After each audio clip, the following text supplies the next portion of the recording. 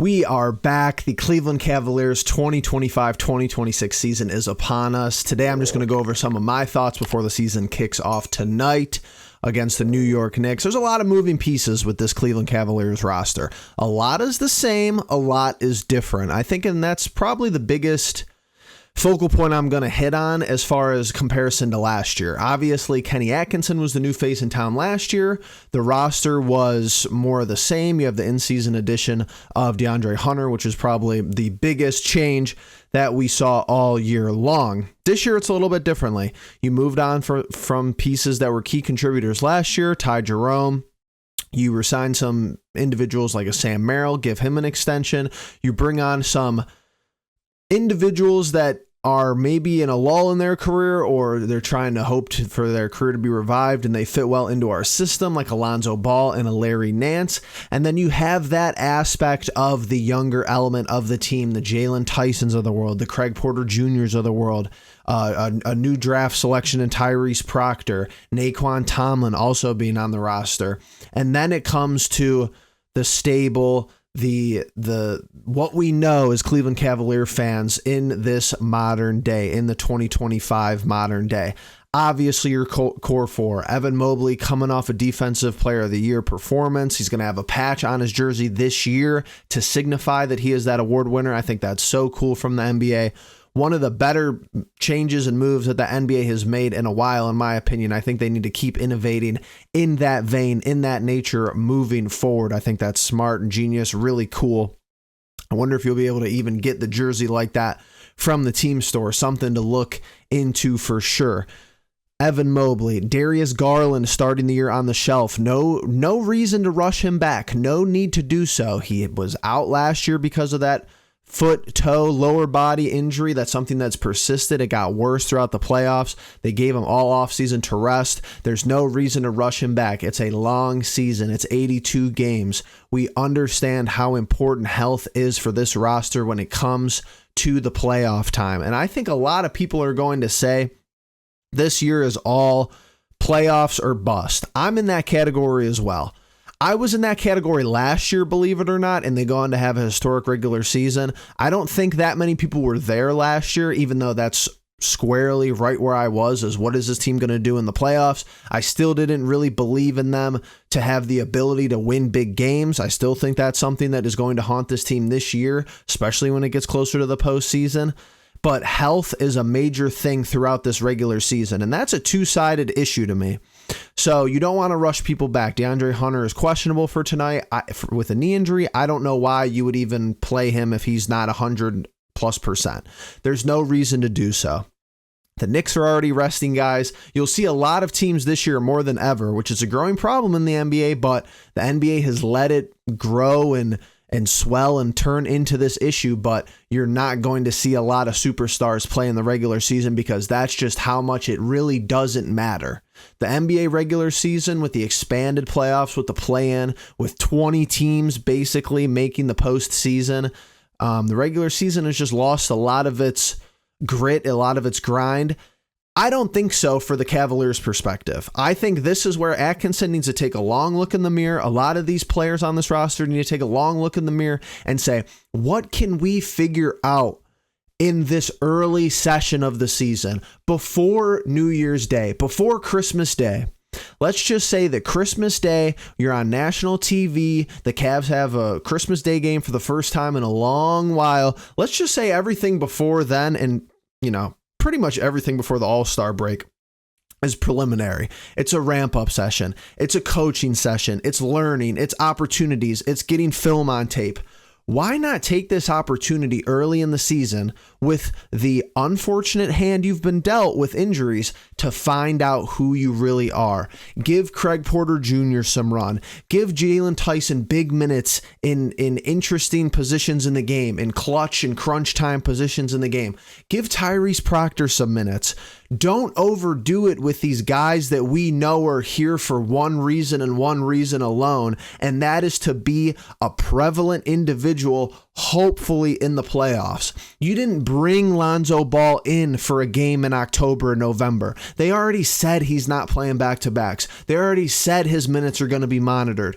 You didn't bring Larry Nance Jr. in to win you a game in the middle of November, the beginning of December. You brought Larry Nance Jr. in to be a physical presence off the bench in the playoffs, who could rebound the basketball, who could stretch the floor once in a while, and who could play meaningful minutes.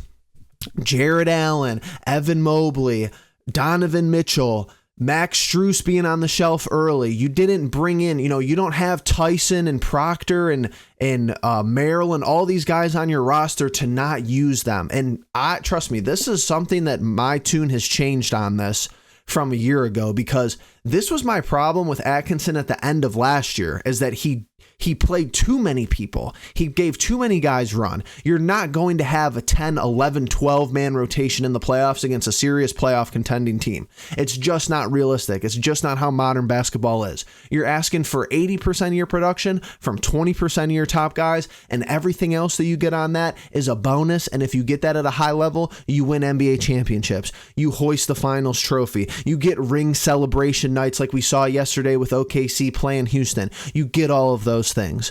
So on the outside of this roster, why don't you try to see what you have first before Garland is ready to go, before Max Strus is ramped up, before DeAndre Hunter is feeling 100%? That's where I'm at. Now, don't get me wrong. This team could win 75 regular season games. And I'm being serious here. They could win 75 regular season games, and for the playoffs, it would not matter to me. Will I be ecstatic? Will I be excited to watch every night of Cavaliers basketball this year? You bet I will be. But whether it's being healthy in the playoffs, whether it's rising to the moment in the playoffs, whether it's making big shots when they're critical in the playoffs, whether it's not being out-physicaled, out-dominated, out-hustled in the playoffs, that is what this team needs to figure out. And it's annoying as Cavalier fans. We're probably going to be the 1 seed in the East again. We are the favorites to do so. You can't count your chickens before they hatch, obviously, but you were the 1 seed last year. You're very likely to have a good shot this year to be the 1 seed.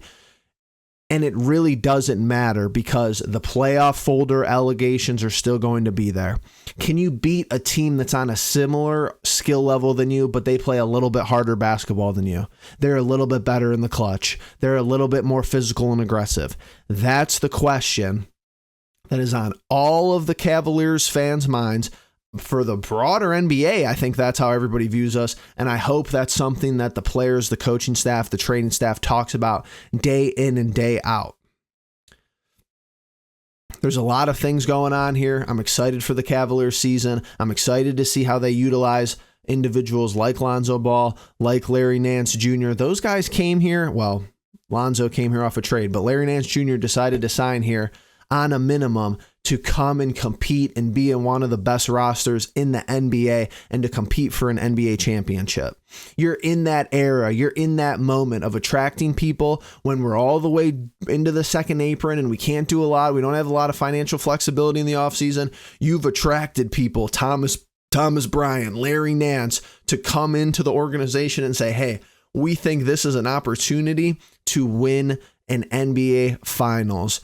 I'm very ecstatic for this upcoming season. I do think we will be the 1 seed, barring any catastrophic major injuries to key players and mainstay pieces on this roster.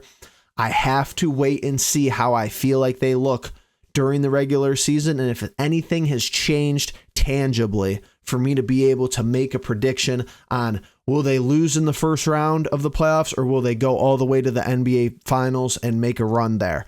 I think the expectations, believe it or not, some people will tell you it's finals or bust.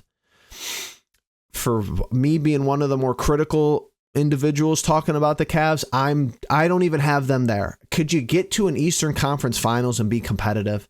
If you go 7 games in an Eastern Conference Finals in a roster that is playing better basketball than you didn't throw away any games, you didn't miss free throws in the last seconds to lose a game. If you get beat by a roster who is playing comparable or better basketball than you in the Eastern Conference Finals, I'm not sure if that would be a disappointing season. I think that a lot of people would deem that as a success.